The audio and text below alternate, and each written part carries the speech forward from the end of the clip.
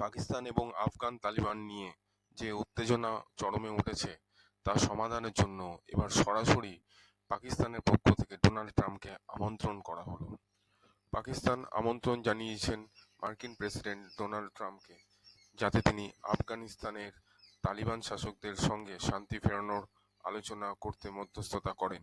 তবে বৃহস্পতিবার পাক প্রধানমন্ত্রী শাহবাজ শরীফের নেতৃত্বে মন্ত্রিসভার বৈঠকের পরে সে দেশের প্রতিরক্ষা মন্ত্রী খাজা আসিফ বলেন, যদি ট্রাম্প আফগানিস্তানের যুদ্ধ পরিস্থিতির দিকে নজর দিতে চান তবে আমরা তাকে স্বাগত জানাবো, কারণ তিনিই প্রথম মার্কিন প্রেসিডেন্ট যিনি যুদ্ধ থামানোর জন্য সক্রিয়তা দেখিয়েছেন।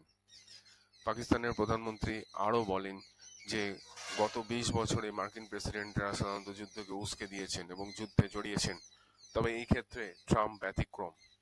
পাকিস্তানের জঙ্গি ঘাঁটিতে ভারতীয় সেনার অপারেশন সিন্দুর এবং তারপরে ৪ দিন ধরে চলা সংঘর্ষের পর ১০ই মে নয়াদিল্লি এবং ইসলামাবাদের মধ্যে সংঘর্ষ বিরতি হয়।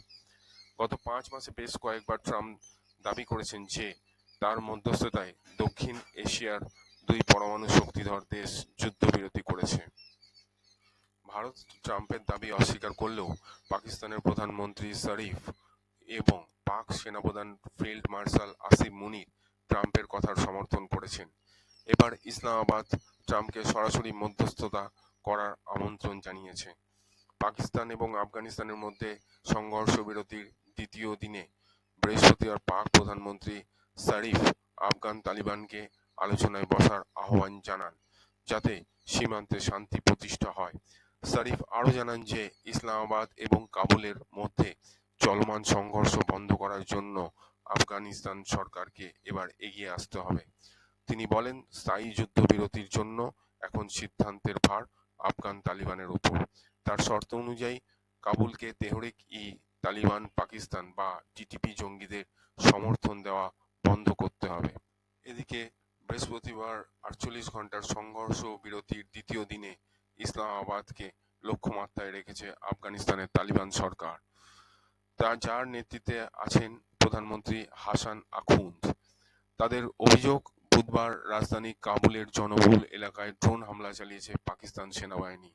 এক সপ্তাহ ধরে চলা সংঘর্ষ পর বুধবার সন্ধ্যায় আফগানিস্তানের সঙ্গে ৪৮ ঘন্টার সংঘর্ষ বিরতি চুক্তি করেছিল পাকিস্তান সরকার। তার মেয়াদ শেষ হওয়ার আগেই আফগান তালিবানের এক অংশের সহযোগী সংগঠন টিটিপির বিরুদ্ধে সীমান্ত এলাকায় বুধবার গভীর রাতে অভিযান পরিচালনা করেছে পাক সেনা।